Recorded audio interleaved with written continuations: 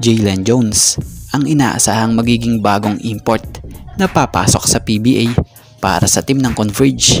At bago nga ang lahat, baka naman po pwedeng makahingi ng isang subscription para sa ating channel or paki-follow na rin po kung nagustuhan nyo ang ating mga basketball update. At kung ito na may makakabigat para sa inyo, kahit isang like and share na lamang po. Maraming salamat po. Jalen Jones, ang inaasahang magiging bagong import na papasok sa PBA para sa team ng Converge.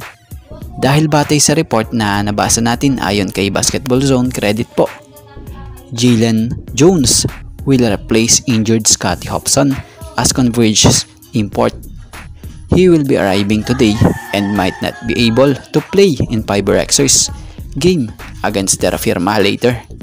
Source: Purple Hub, Converge FiberX's. Sa mga hindi nakakakilala kay Jalen Jones, ito'y basketball player na nakapaglaro noon sa NBA para sa team ng New Orleans Pelicans, Dallas Mavericks, and Cleveland Cavaliers. Ang lehitimong position nga nito ay forward. May edad lamang na 31-year-old. Mas bata ito kumpara kay Scottie Hobson na 35-year-old na naglaro para sa Converge na inaasahang papalitan nitong si Jalen Jones. So si Jalen Jones huling naglaro ito sa France na kung saan nag-average ito ng 11.3 points per game, 3.6 rebounds per game, 0.3 assists per game, 0.8 steals per game, and 0.6 blocks per game.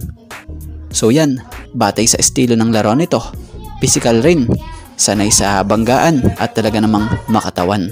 Bukod sa may maayos na shooting halimaw rin talaga sa ilalim. Kaya naman abangan natin to kung ano nga ba ang maitutulong nito sa bago nitong team na Converge.